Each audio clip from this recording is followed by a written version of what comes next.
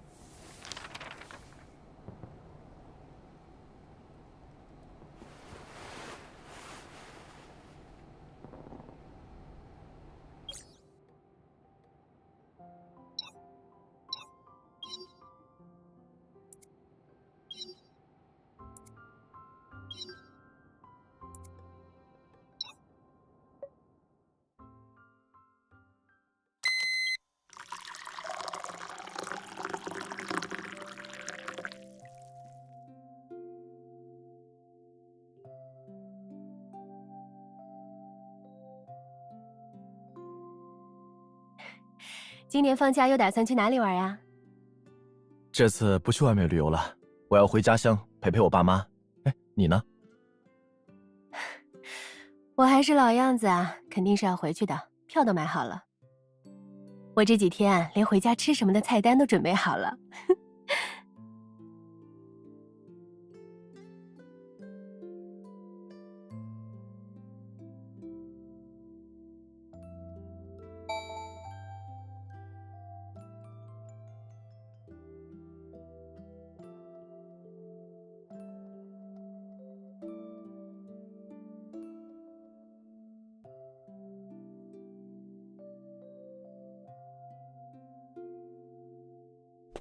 小心手。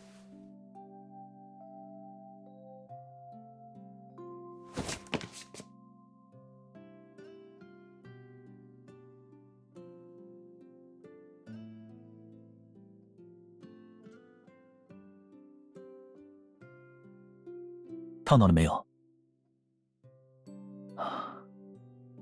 手背这里有点红，我那边有烫伤膏。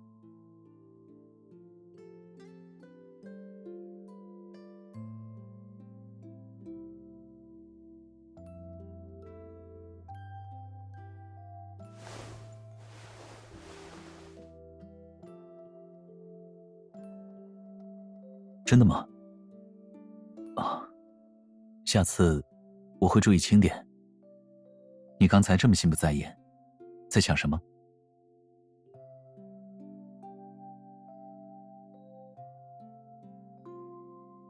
这样吗？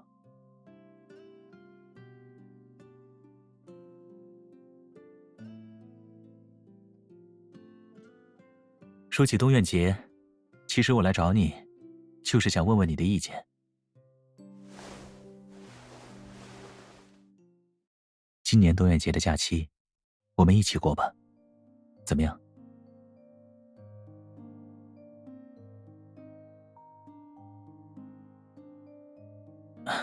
你的伯父伯母最近太忙，恐怕过节那几天也回不来。不过就算他们能回来，应该也非常想让我带你回去一起过节。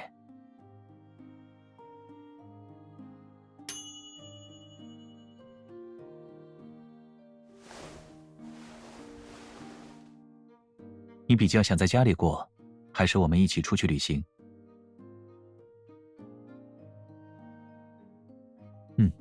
也好，在家里过节，应该可以让你好好休息一下。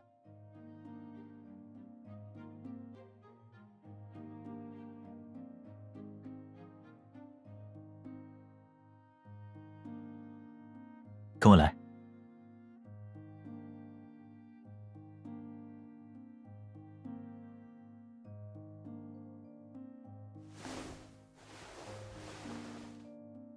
离午休结束还有点时间，要不要在这里午睡一会儿？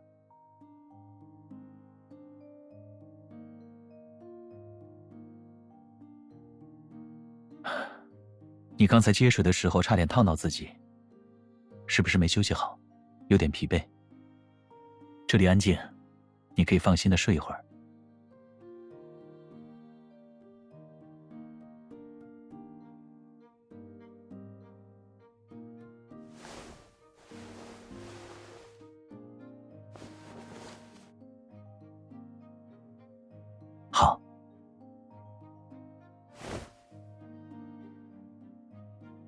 想做什么？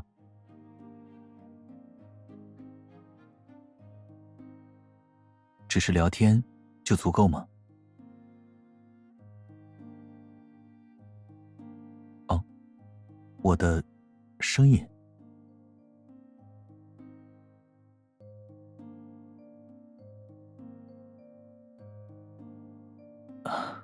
我的声音居然能起到这么大的作用吗？以前只看到过相似的说法，但是总觉得有点难以想象。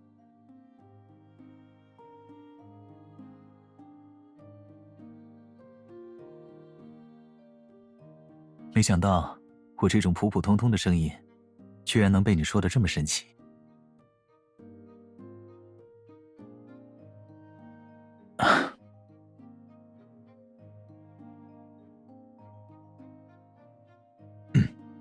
所以，你有什么想和左大律师聊的吗？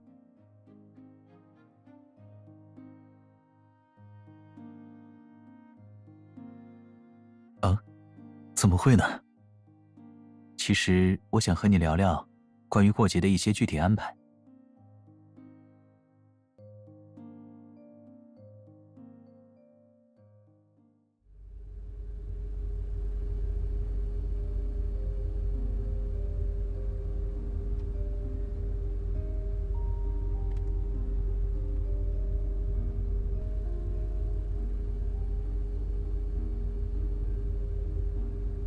感觉冷吗？要不要把空调暖风再开热一点？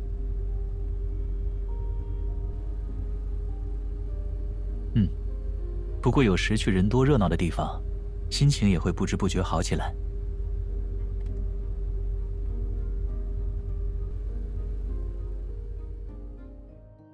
又是一个红灯。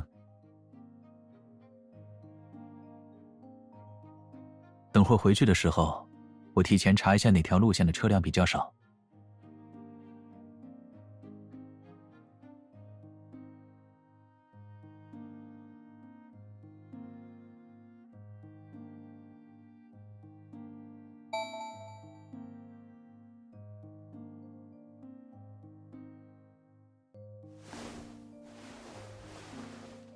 原来是他。你是指他的哪一部电影？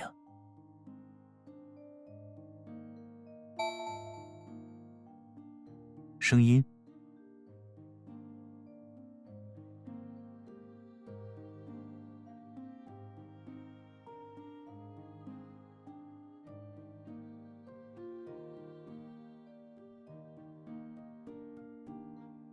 你很喜欢这部电影吗？连情节都记得这么清楚。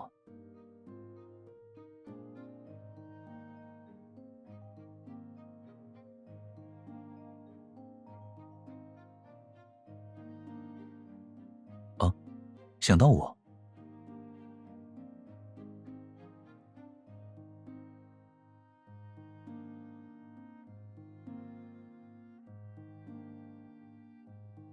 可是我……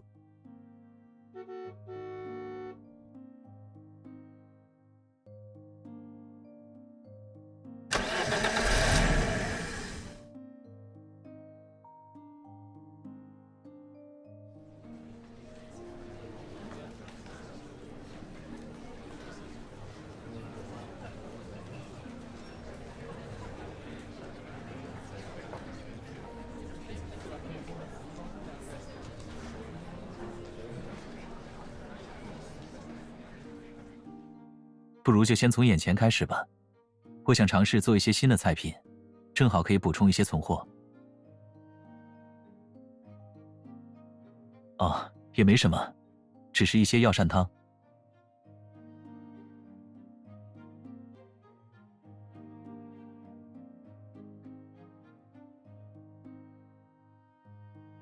没什么，只是……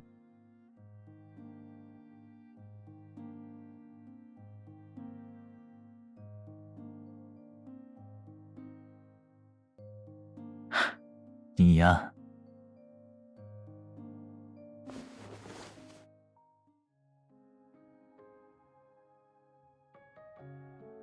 其实也没什么，只是我有点苦恼，要不要买这个？这里面的原食材对你的身体比较好，但我不确定你会不会喜欢。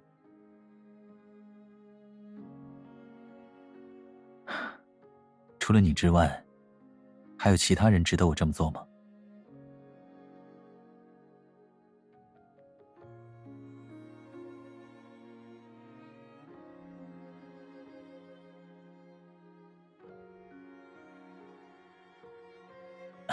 那就买它吧，如果不好喝，还可以交给我。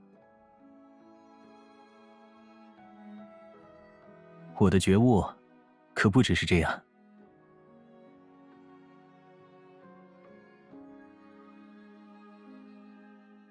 不只是煲汤，关于你的方方面面，小到你自己可能都忽略的事物，小到你只是转瞬即逝的波动情绪，哪怕再细微，我统统都想了解，想负责起来。总觉得这样才会离你更近一些。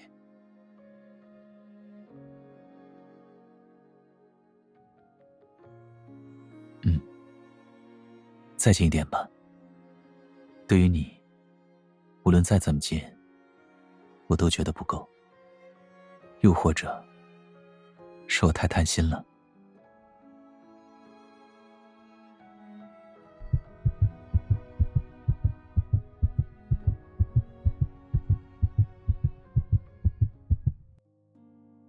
哎，抱歉抱歉啊，麻烦稍微收一下购物车啊，接过一下啊。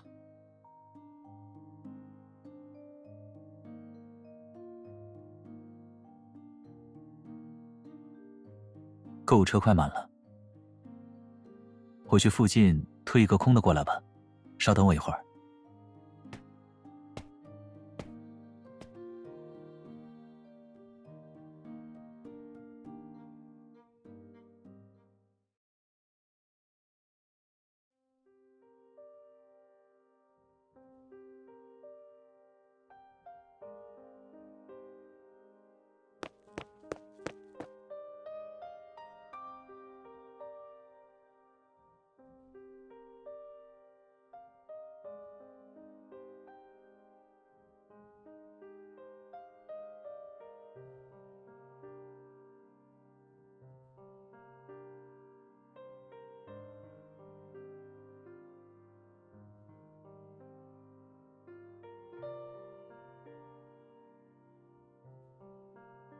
哎，看看看看，还是咱家乡过节有气氛。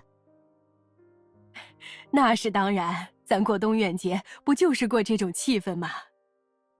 是呀，不管一年过得怎么样，最重要就是在东苑节这一天团聚在一起。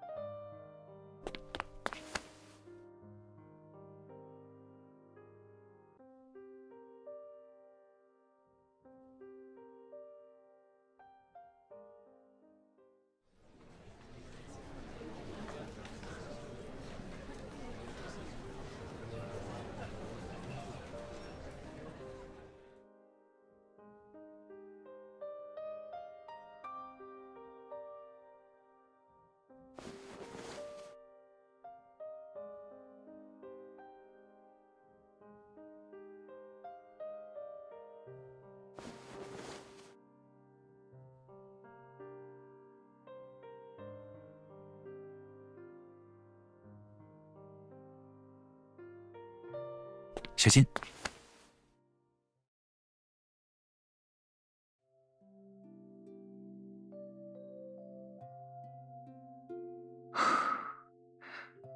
好险，你没事吧？幸好没砸到你。怎么了？在想什么心事吗？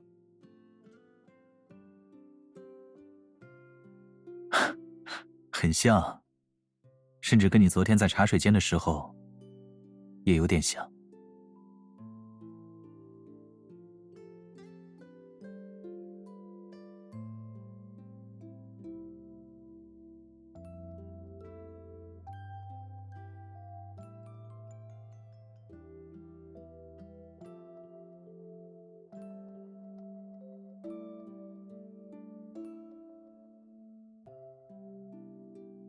我的声音真有这么大的作用吗？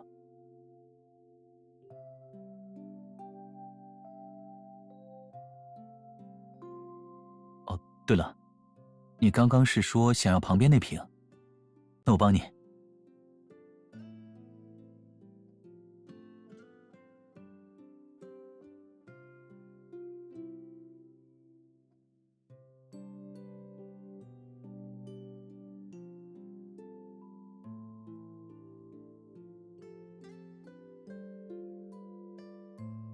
喜欢就好。那桌上这些交给我来收拾吧，你去休息一下。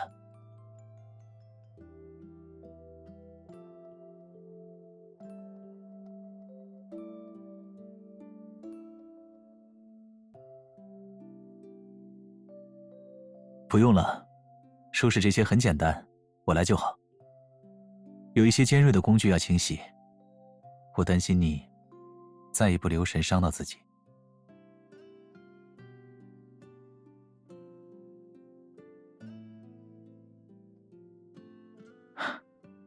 虽然你这样说，不过以防万一，我还是不希望你冒险受伤。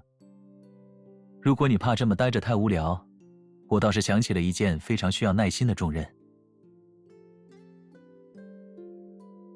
前几天我忙着查资料，许多书都胡乱放着，还没时间放回架子上。如果可以的话，我能委托你帮我整理一下房间的书籍吗？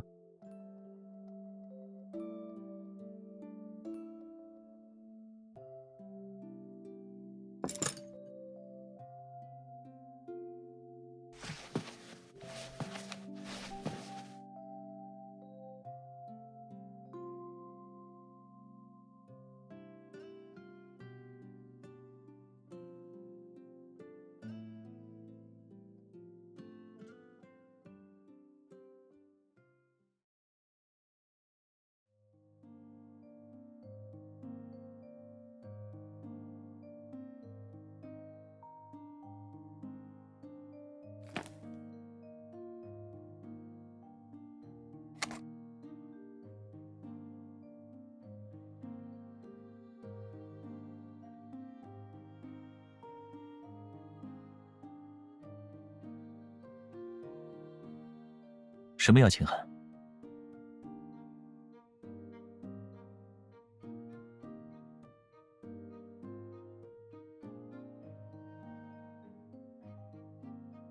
哦，居然在这里，看来我当时忘记扔掉了。没什么用处，只是一个热门的直播平台寄来的邀请函而已。他们想邀请知更鸟去做直播，或许是想带动一些影视方面的业务吧。他们还提出可以变声处理，用特效遮挡脸之类的，但我根本没考虑就拒绝了，没有必要。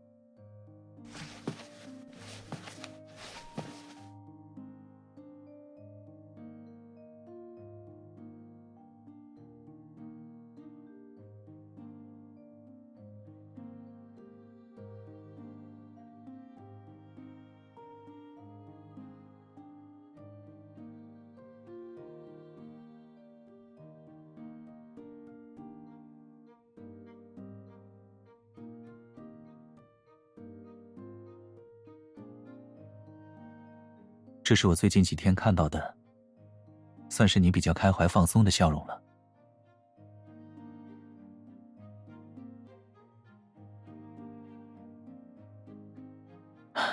你是不是很想看知更鸟直播？这会让你的心情自然而然的好起来吗？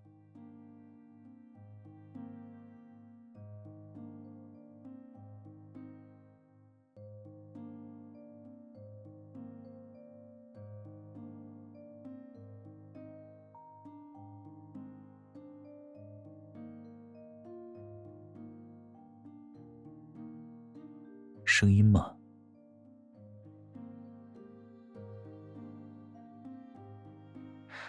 既然这样，我们要不要一起做个游戏？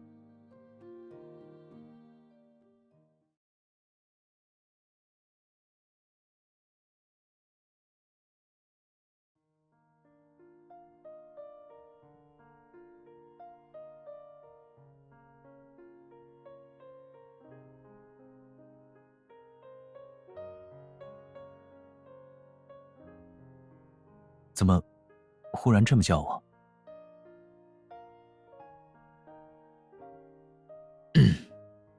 不是，别人这么称呼我没什么感觉，但是你这么叫我，听起来就完全不同。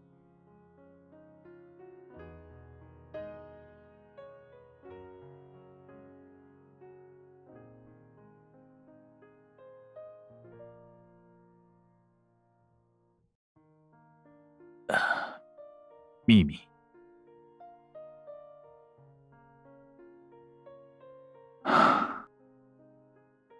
其实，我也不知道该怎么形容，只是感觉，你这么称呼我，会让我有点无法招架。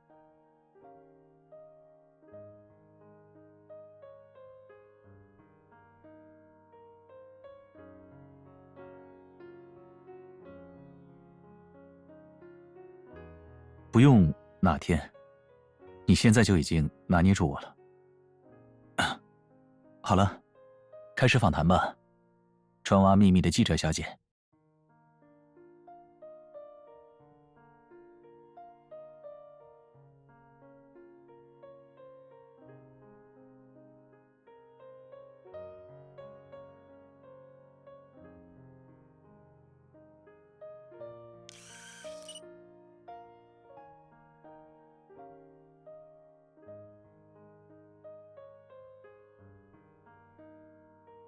这位朋友，我的答案只有一个。你要找左然，跟我知更鸟有什么关系？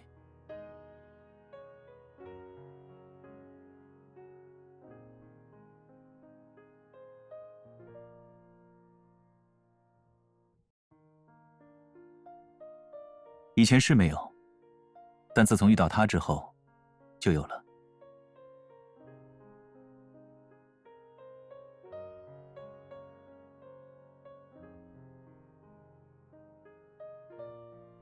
抽象的话，那就只有情不知所起能概括了。如果人有前世，或许几百年前、几千年前，我早就喜欢上他了吧。电影里不是也常有这种神话般的题材吗？谁能否定我不是为了寻找到他而存在的呢？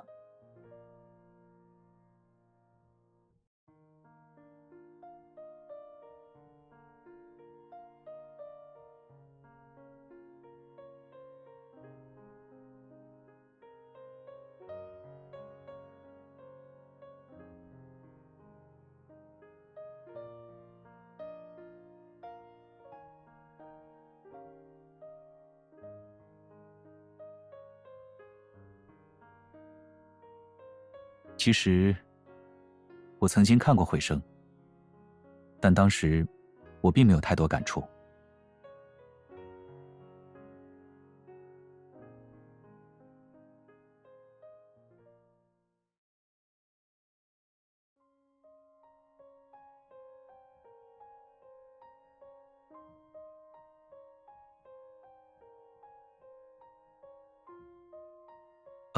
这部影片里提到的声音，当时的我认为这种象征意义有点虚无缥缈。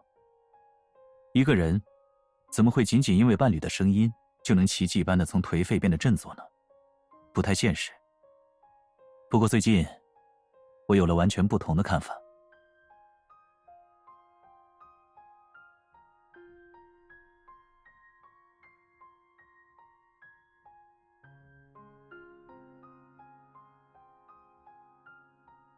因为一个人，是他让我对此有了一些新的看法和感悟。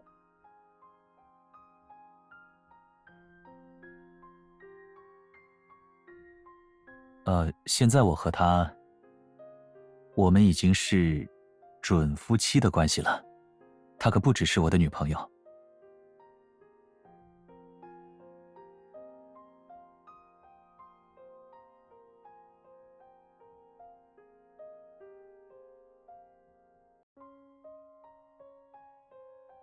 他让我感悟到，声音并不是虚无缥缈的，也不是非现实的。尤其在亲密关系中，双方的声音实实在在地影响着彼此。它是另一种形式的陪伴，它可以在无形中传递伴侣当下的情绪乃至爱意。比如我从未想到，我的声音会对你有那么大的作用，可以让你的心情自然地好起来。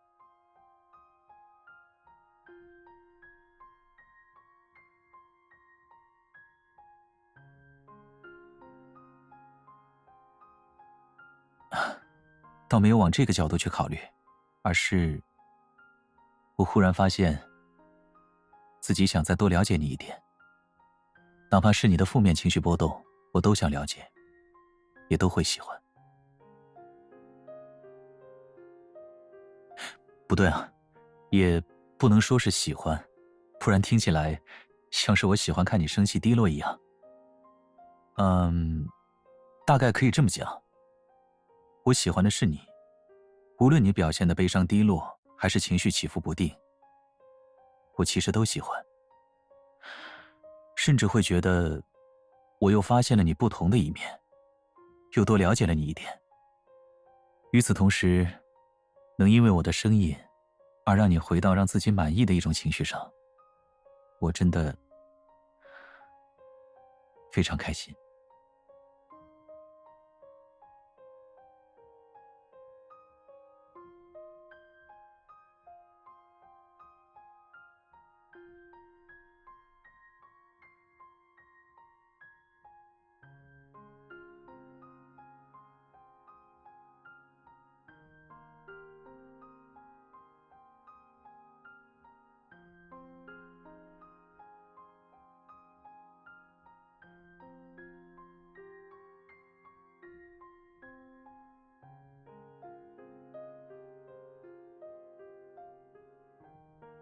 你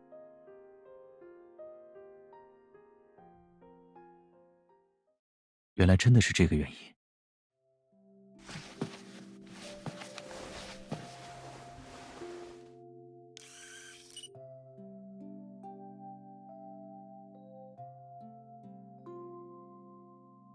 当然，每个字我都会认真听。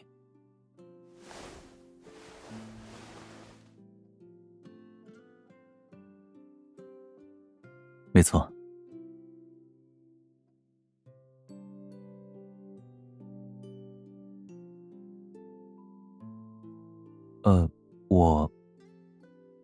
我担心万一说出什么，会让你的心情更糟。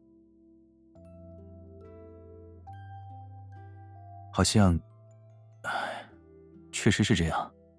我总是习惯性的去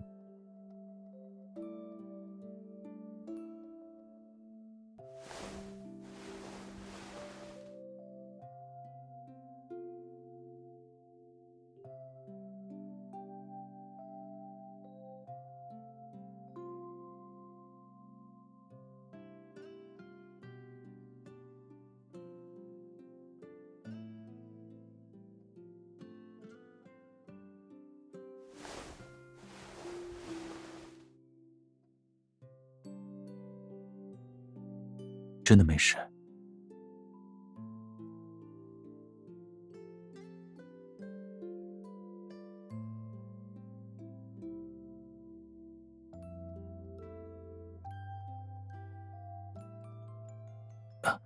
你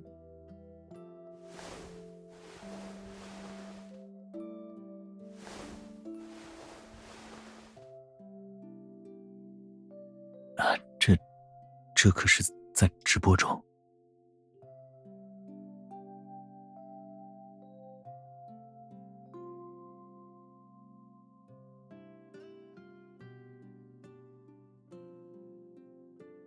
那倒不是。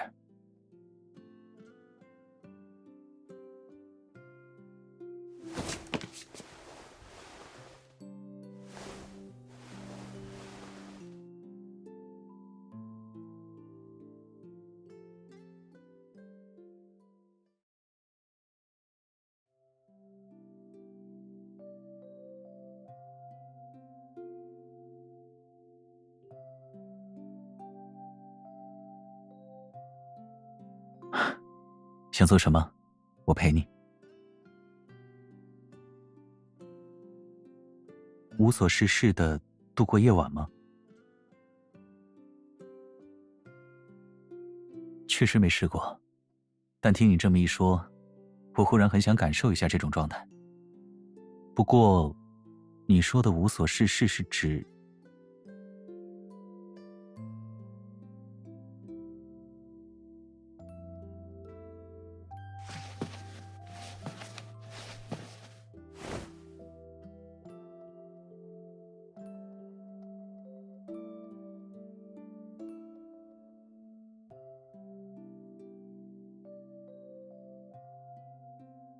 完全不会，比起以往的规整，多了些许家的氛围。啊，我现在觉得这样刚刚好，一直这么放下去也不错。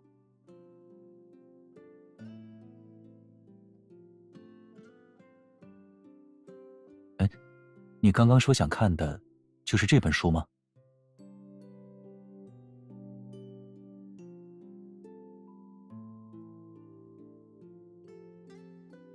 正好无所事事，与其你自己读，不如让我来读给你听吧。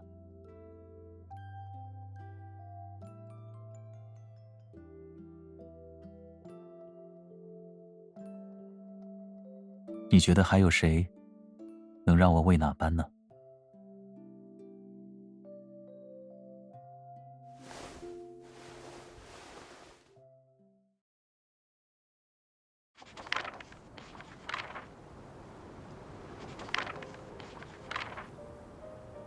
哦，你等我一下。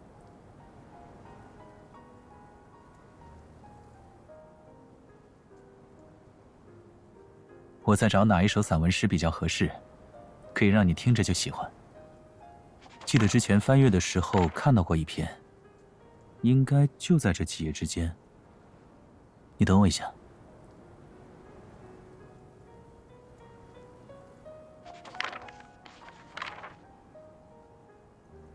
啊，找到了，就是这首。声音。那，我开始了。在我的声音里，你是自由的。万物的回声飘荡在你的眼中，令人沉醉。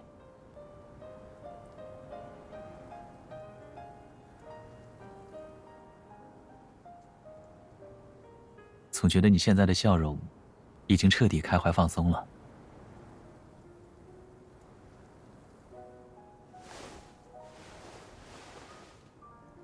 其实昨天，我隐约猜到了你状态不对的原因，很可能跟东苑节回家团聚的习俗有关。只是，我就是有点不太自信。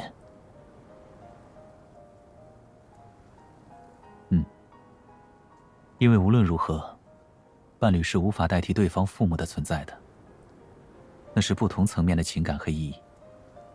以未婚夫的名义，以未来家人这种永恒陪伴的寓意，我怎么做才能让他的心情好起来呢？我一直在思考这件事，所以就尝试了一些方法。不过后来我才迟钝地发现，原来我的声音真的可以成为你的陪伴，可以给予你安慰。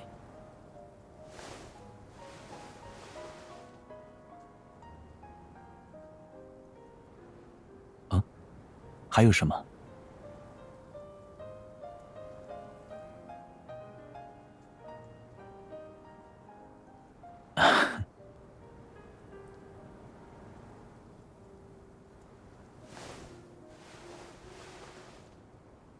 寒风在一月的声音中融化，你宛如花之精灵翩然而至。在时间的声音中，虚构与现实的边界不值一提。繁星会记录我们的点滴。在灵魂的声音中，我找到了爱情，找到了整个人世间。繁杂尘音终将栖息。那是属于彼此的归属，属于彼此刹那和永恒。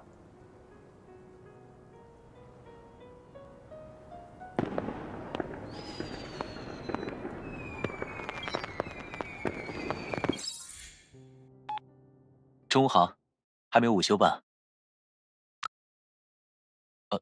刚吃完饭吗？我也是。我在附近找了一家餐馆吃的，味道还可以。对，我上午去委托人那里处理点事情，正准备回去。放心，不是遇到了麻烦，委托案进行得很顺利。我找你，是想问问你晚上有没有空。我刚刚路过广场，看到许多人在布置场地，说是今晚会进行焰火活动，而且还有一些手工灯彩的展出和其他的表演。我觉得你可能会喜欢，就来问问你。看你这么期待的样子，我也知道答案了。好，那晚上我带你过来一起看。你是问我喜不喜欢这样的活动吗？我倒没想过喜不喜欢这个问题。多数时候，我是把它们当成一种不错的习俗来看待，没有太多其他的感想。你说的没错，有时候只是习惯了才没发现。不过刚才说的都是我自己一个人的时候，如今就完全不同了，因为有你在。哦，你想知道是哪里不同吗？那有很多，比如看到要举办活动，以往的我不会特别在意，但如今我会非常想给你打个电话，想邀请你一起来看。比如有趣的事物、困惑的烦恼、新的感悟，都会下意识就想与你分享。这是遇到你之前从未有过的情况。你的意思是，其实你也有过这样的想法吗？或许，这就是爱情给彼此带来的改变吧。那么今晚，我早点过去接你怎么样？我们去外面吃晚餐，再去参加焰火活动。好，那就这么说定了。午安。